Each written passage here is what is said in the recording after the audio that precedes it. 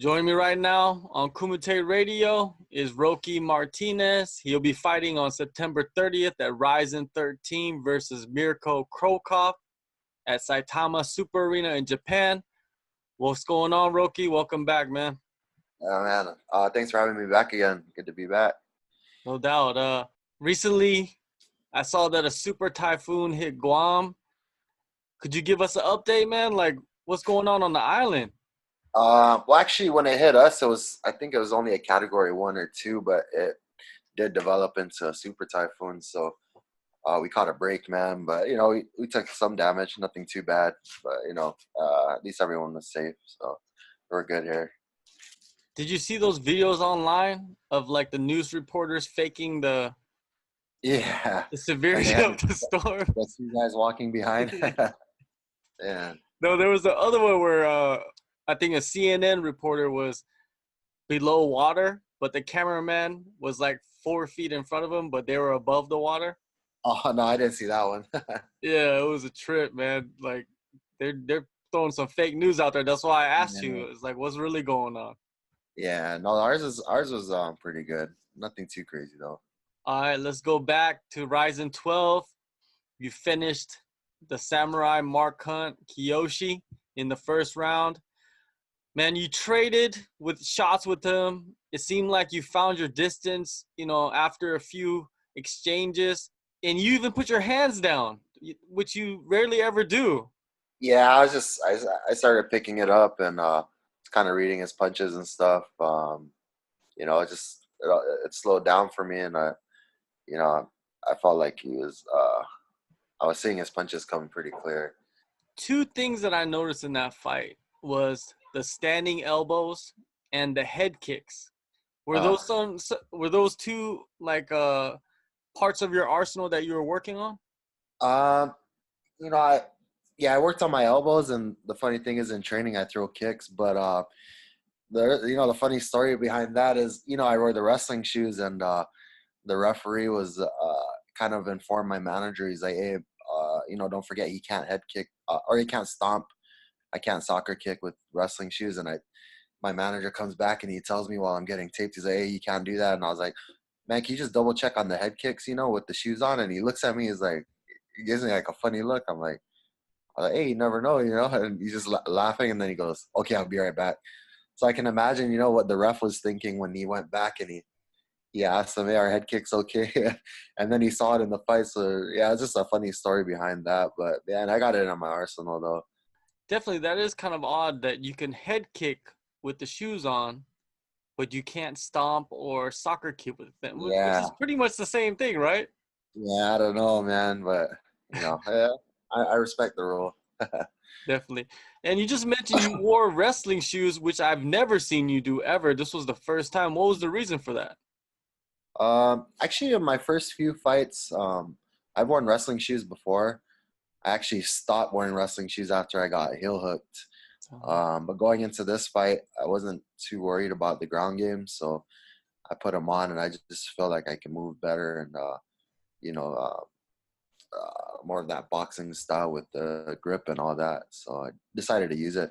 Is it good to have that, like being able to wear the shoes instead of just the promotion making you making you go barefoot every time?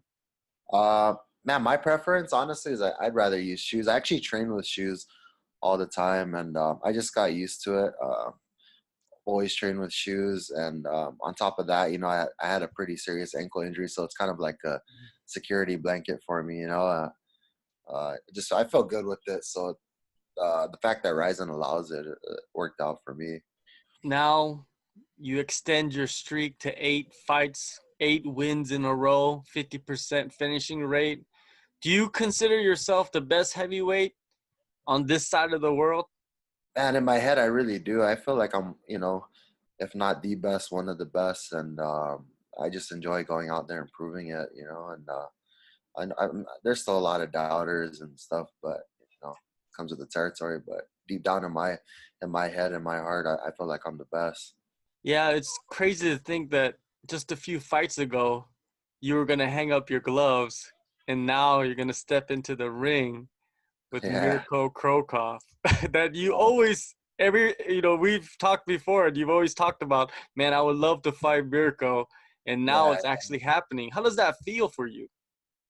man, it's just, uh, man, I visioned it before, and just I just did whatever it took to make the fight happen. And I think for me that my last performance was what initially got me in, and they think that'll be an exciting fight. So looking forward to putting on another exciting fight against Cro Cop. Definitely. Before we get into the Cro Cop talk, you were recently in Japan for a couple weeks ago. What was your purpose of the visit? I actually just wanted to get with one of our. He's actually an old friend of mine, and he's. I'm not sure if you're familiar with them, Pataduzu, or they call him Gory-chan when he fought in K1. Mhm. He was part of the Grand Prix. This is a while back, but he actually runs a gym now. So I just kind of wanted to go out for a few days and just sharpen up a little bit. He's really good at holding pads and stuff. So I just really wanted to tighten up on my striking, get that good mitt work in, and also just kind of get away for a little bit and refresh. And it worked out pretty good. I enjoyed the training and felt like it benefited me. So basically, you expect this fight to be a stand-up war against Cro Cop then? Yeah, it could be, man. I hate trying to predict where the fight's gonna go, but you know, I wouldn't be surprised if it stays standing the whole time. You just never know, but I'll be ready if it does. He's not an easy guy to take down either. It's not like, oh, let's just take Cro Cop down. Man, his takedown defense is pretty good. I'm aware of that, and I don't want to force anything um, that's gonna take me out of my game. So I don't want to rush in like a lot of people fight him, and they're just like they just get so drained trying to take him down. So we'll see. I want to see how successful I can be on the feet first, and if I need to, then I don't know. I don't know. We'll see. Cro Cop, he's 44. He hasn't fought in almost a year, but he's also on an 8-fight winning streak, just like you. Do you think Yeah. age and ring rust will play a factor in this fight? Um, it's possible, but I'm not depending on it. I'm expecting the best version of himself. I know he had a pretty serious injury as well.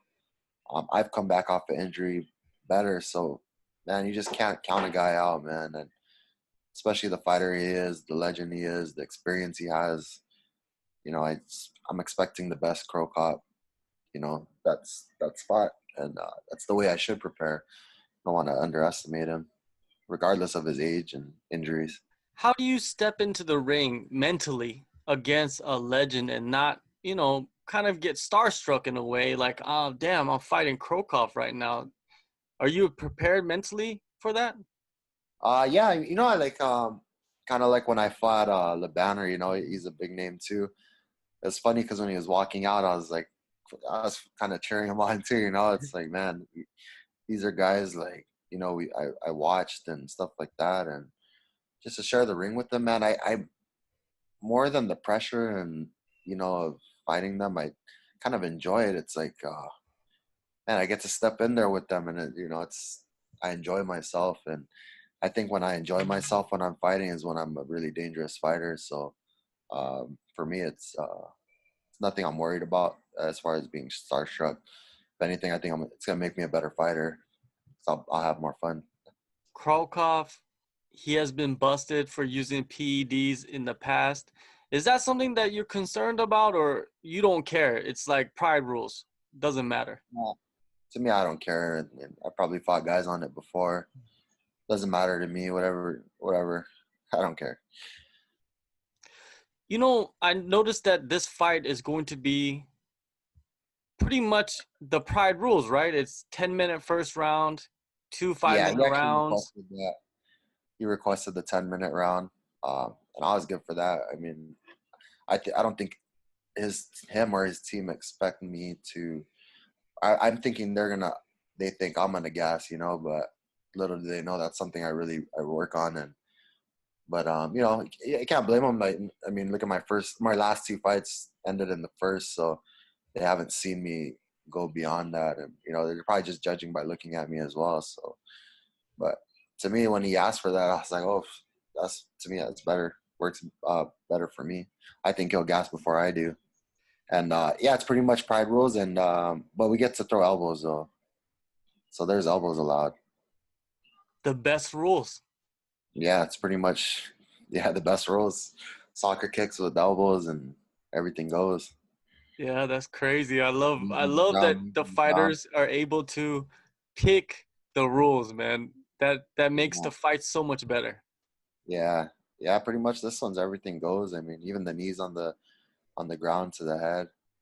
I've had success with that before in PXC when they used to allow it, but they took those rules out. So but I know how to. I mean, I've done it before, so it's cool, man. I rules. What rule do you feel that is more advantageous to you? Not so much the rule, but that 10-minute round, like I said, I think that's advantage. Like for me, it's gonna work in my favor. I truly feel that. But like I say, can't underestimate him. I don't know. Maybe his he's been working his cardio, so never know. But I'm 100% confident in mine. Do you envision this fight as being something that will put you basically on the map around the world? And are you looking to finish Cro Cop? Yeah, depending on my performance, I think I need to put on a good performance as well. Um, and if I finish him, yeah, I think that puts me up. Make me more recognizable around the world. People are gonna say, "Hey, who's this guy who beat Cro Cop?" And of course they'll still probably doubt me again, but at least my name will be out there and keep that winning streak going. Does this fight feel like a title fight? Yeah, I mean, man, honestly, I don't. Going into all my fights, I've never put too much emphasis on the title fight.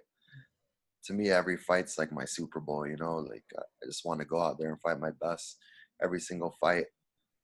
Uh, doesn't matter who the opponent is. Uh, but having Cro Cop on the other side, makes it that much more exciting. All right. September 30th, Rizin 13. Roque Martinez will face Mirko Cro Cop.